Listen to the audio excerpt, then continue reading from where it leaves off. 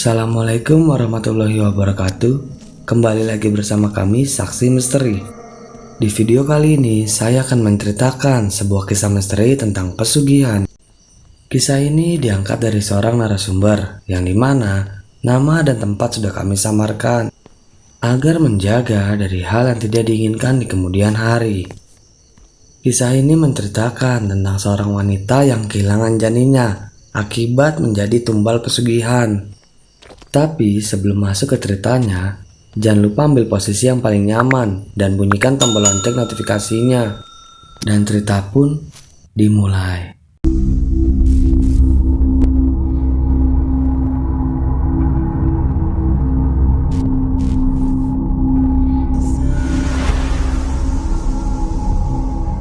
Malam ini dengan jengkelnya tapi pasrah aku menuruti keinginan ayah untuk menikah dengan lelaki tua itu. Dia sudah beristri dan punya seorang anak lelaki yang sebaya denganku. Ya, aku akan menjadi madu untuk istri pertamanya. Aku dia. Bulan Agustus ini umurku memasuki usia 19 tahun. Kulitku kuning langsat, rambut sedikit ikal dan badanku lumayan berisi, dengan tinggi yang lumayan semampai. Hidungku tak begitu mancung dan ada tahi lalat di sisi kanannya. Kata ibuku, tahi lalat di hidung adalah tanda keberuntungan. Namun saat ini aku merasa menjadi wanita paling hina di dunia. Bagaimana tidak? Setengah jam lagi aku akan resmi menjadi Nyonya Parto, lelaki 54 tahun kawan ayahku. Pelakor, ya mungkin itu sebutan yang cocok untukku. Aku sudah menyiapkannya. Lahir batinku ini tak peduli apa kata orang. Bagiku, aku sudah menjadi anak yang baik karena sudah patuh kepada kedua orang tuaku. Nama ayahku Lilik. Beliau adalah pemabuk berat dan tukang judi. Tak ayal hutang kami menumpuk, bahkan rumah kami yang tempati akan segera disita oleh bank. Oleh karena itu, Parto menawarkan bantuan kepada ayahku. Tetapi dengan syarat aku harus menikah dengannya. Hari pernikahan pun tiba. Aku sudah dirias sedemikian cantik, mengenakan kebaya putih pemberian Parto. Tinggal menunggu mempelai pria datang untuk segera melangsungkan akad nikah. Aku hanya terdiam menatap kaca rias di depanku. Ingin rasanya berontak, tapi apa dayaku. Aku juga tak mau orang tuaku susah terbelit utang-utang itu. Akad nikah pun dimulai. Kulirik wajah lelaki di sampingku, ada sedikit kerutan sebelah matanya. Benar saja, karena umurnya hampir setengah abad. Ingin rasanya kucabik wajahnya, dan kucongkel paksa bola matanya agar keluar, biar tak lagi melirik gadis-gadis lain untuk dijadikan istri mudanya. Setelah menandatangani buku nikah dan sedikit acara ramah tamah, semuanya berakhir. Acara pernikahan ini memang dibuat sederhana, hanya mengambil inti dari acara sakral yang ini akad nikah. Aku diajak memasuki mobil abu-abu di depan rumah. Ibu menggeret koper dari dalam, berisikan semua perlengkapanku yang akan dipindah ke rumah Parto. Kulihat ayah tertawa lepas merangkul sahabatnya yang kini menjadi menantunya itu. Memuakan sekali. Setelah berpamitan kepada kedua orang tuaku, kami berangkat menuju rumah Parto.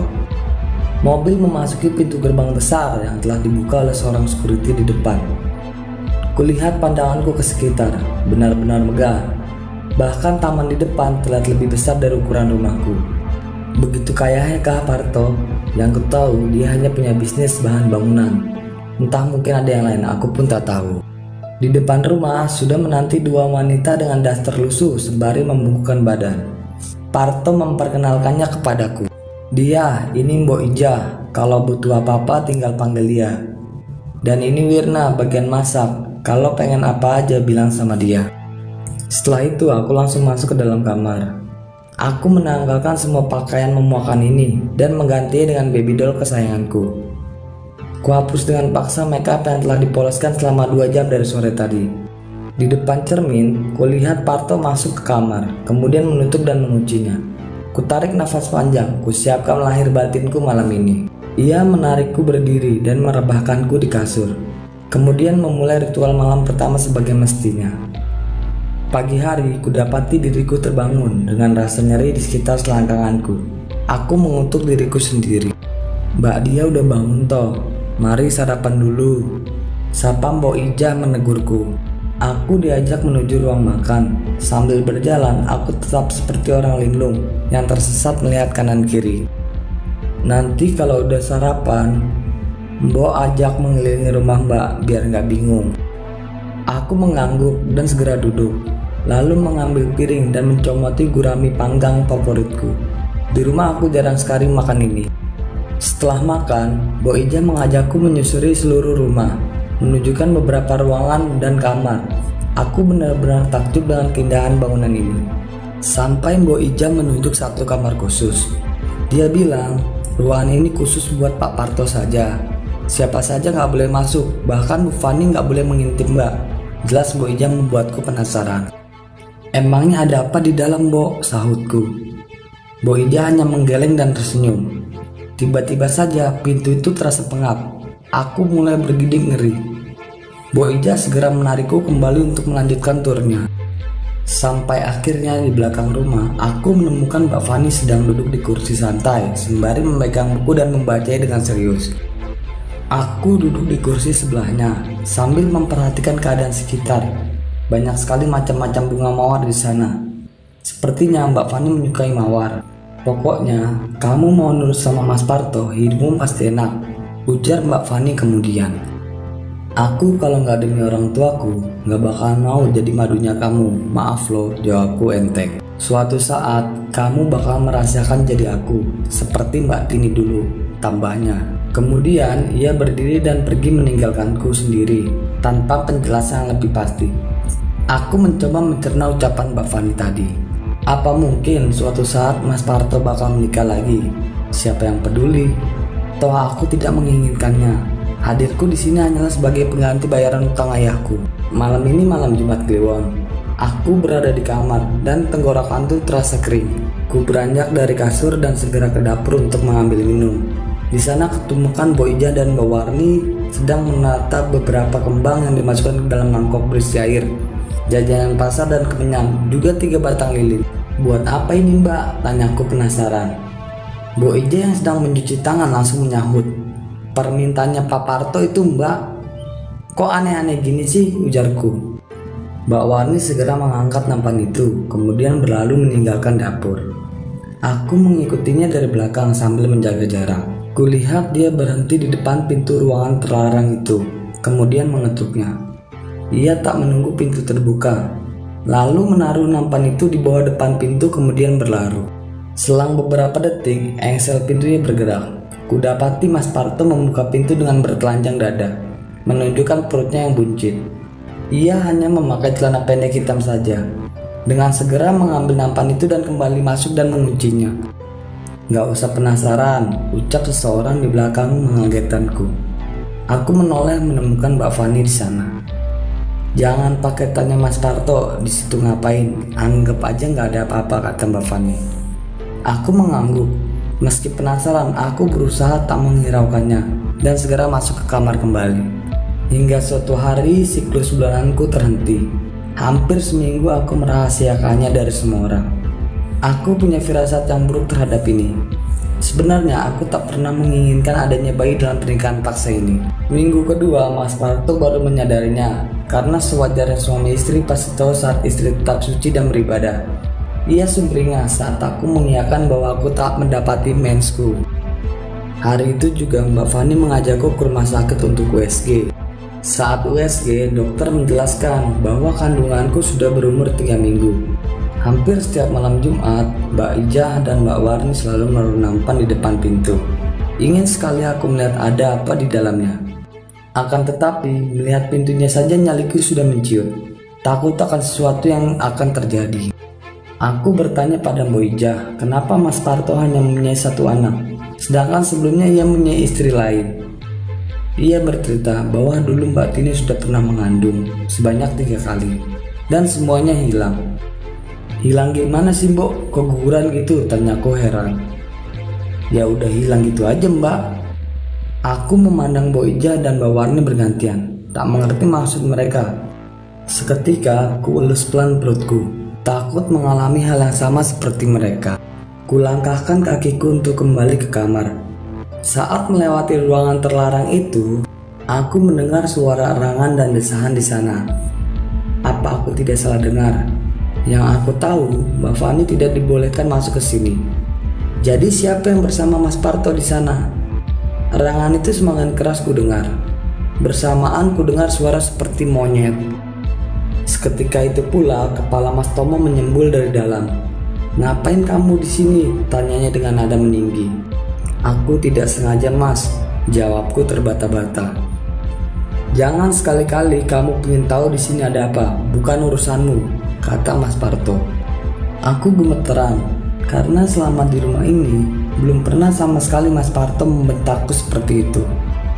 Bulan demi bulan berlalu. Sekarang kehamilanku sudah 7 bulan. Seharian ini Mas Parto berada di dalam kamar pribadinya. Biasanya dia akan ke sana waktu malam hari, tapi kali ini tidak. Bahkan sejak pagi Mbok Ija dan Mbak Warni seperti super sibuk. Masak banyak dan mempersiapkan banyak jajanan seperti sedang akan hajatan. Malam ini semua makanan sudah disajikan di atas tampah besar. Semua dijejjer rapi oleh Mbok Ija dan Mbak Warni di depan pintu kamar pribadi Mas Tomo. Entah hasrat penasaranku yang sudah hilang. Aku bahkan tak ingin tahu apa yang mereka lakukan saat ini. Tiba-tiba kepalaku terasa berat. Kurebahkan diriku di bantal dan dengan segera terlelap. Aku bermimpi berada di suatu tempat yang luas dengan dikelilingi banyak sekali pepohonan. Aku mengedarkan pandangan mencari tahu di mana aku berada. Tak ada siapapun yang bisa kutanyai. Tiba-tiba aku mendengar suara gemersak daun di sampingku. Aku menoleh mencari sumber suara itu. Kuberanikan diri untuk mendekatinya. Saat kusibakan dedaunan yang menjulur panjang itu, aku kaget menemukan makhluk dengan tangan yang panjang. Matanya cuma satu dengan lidah menjulur sampai ke dada. Rambutnya sedikit lebih ke botaknya. Payudara yang menggelantung hingga ke perut. Dia mengulurkan tangannya yang panjang, lalu memegang perutku. Aku mencoba melepaskan tangannya dari perutku, tetapi tak bisa. Bahkan genggamannya semakin erat ke pinggulku. Tangannya yang panjang melingkar berbelit ke tubuhku, hingga aku tak bisa bergerak lagi. Aku menangis sejadi-jadinya sambil terus berteriak. Perlahan wajahnya mendekat ke perutku, kemudian dengan cepat menjilatnya dengan lidahnya yang panjang dan kasar. Aku merasakan panas dan sakit yang amat sangat. Perutku seperti dikoyak-koyak tanpa belas kasihan. Rasa sakit itu semakin menjalar memenuhi tubuhku. Nyeri hampir di seluruh persendianku. Aku tak kuat lagi berdiri, tubuhku lemas. Tapi makhluk itu tetap saja menjilat perutku sambil menegakkan badanku agar lebih leluasa.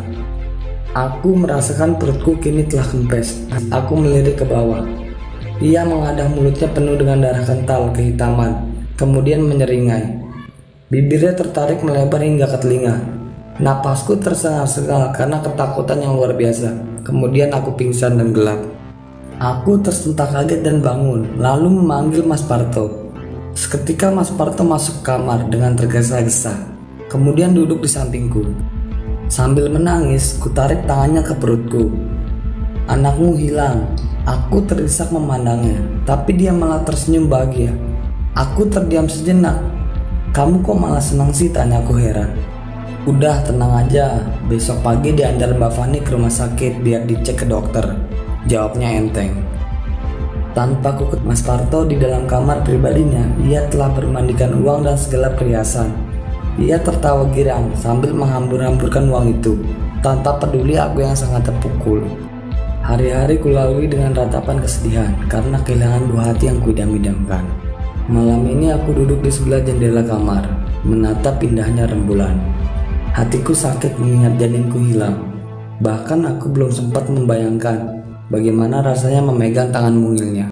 Saat pandanganku menatap lurus pohon mangga di depan, aku melihat siluet bayangan seseorang. Kutajamkan pandanganku. Ia bersembunyi di balik pohon. Tangannya terlihat kecil memeluk batang pohon. Tapi apa yang melingkar itu? Kuku atau apa itu? Lalu tiba-tiba matanya mengintip mengawasiku, merah dan menyala. Tak bisa kulihat wajahnya, hanya bayangan hitam saja. "Siapa yang ada di situ malam-malam begini?" tanyaku dalam hati. Kemudian perlahan dia menunjukkan wajahnya, sambil terus menatapku dengan senyuman menyeringai. Jantungku berdegup kencang, tak kala kami saling berpandangan. Hingga saat sorot lampu mengenainya, kulihat sesosok monyet dengan gigi taring yang panjang, Perutnya buncit, kuku tangannya panjang hingga melingkar. Tak masuk akal, mana ada binatang seperti itu. Rambut tubuhnya tak rata, seperti habis dicukur asal-asalan. Keringatku mengucur dari dahi, tubuhku kaku. Ia berjalan dengan menyeret tangannya yang panjang. Tiba-tiba aku teringat mimpiku malam itu. Saat menatap tangan panjangnya, napasku mulai memburu. Berkali-kali aku menelan ludah. Aku mulai sedikit mundur dari jendela.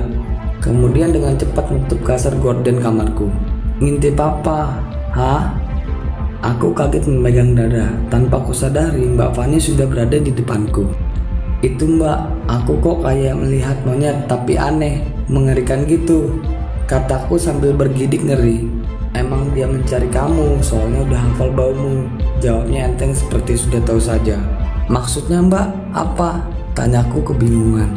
Itu adalah istrinya Mas Parto yang ada di dalam kamar itu. Tiap Mas Parto mau punya bayi, pasti diserahkan monyet itu buat tumbal kalau umurnya sudah sampai 7 bulan. Gantinya ya pasti kekayaan dan kejayaan ini semua. Makhluk yang kamu temui di mimpi itu, ya wujud aslinya monyet itu. Dia pasti hafal baumu, jadi pasti ketagihan lagi. Jadi Mas Parto di dalam kamar itu buat melayani monyet itu. Mbak Fani mengangguk, kemudian aku merasa jijik memegang kemaluanku dari luar. Perutku langsung mual, tapi kutahan. Jadi kamu nyuruh Mas Parto nikah sama aku biar bisa menumbalkan anakku. Ia kemudian mengangguk dan pergi meninggalkanku. 6 bulan sejak kehilangan anak pertamaku, akhirnya aku bisa hamil kembali. Kali ini aku tak sebahagia dulu, karena sudah tahu rencananya. Aku memutar otak, kemudian berencana untuk membuat Mas Parto jatuh cinta denganku, agar tak rela menumbalkan anaknya nanti. Aku membuat diriku yang selama ini cuek membalikkan semua fakta yang ada. Kutumpahkan seluruh perhatianku pada Mas Parto. Apapun kulakukan untuk membuatnya tergoda dan hanya melirik kepadaku. Hingga saat usia kandunganku 6 bulan, aku memohon padanya. Ia terlihat mulai bimbang mengingat berapa bulan ini ia perlahan mencintaiku. Emangnya gak ada cara lain kah Mas? Ia menggeleng sambil menghisap kopi. Kami berada di belakang rumah menikmati indahnya purnama. Sayup-sayup kudengar gesekan dedaunan di samping Mas Parto. Tiba-tiba bau apak dan amis menyeruak di sekitarku. Aku mengernyitkan dahi dan mempertajam pandanganku. Sesaat dadaku sesak melihat kembali penampakan malam itu. Ya, monyet itu sudah berdiri di ujung sana menatap Mas Parto dengan pandangan yang mengerikan. Dan cerita pun bersambung ke part 2. Bagi teman-teman yang sudah menonton video ini sampai habis, saya ucapkan terima kasih banyak.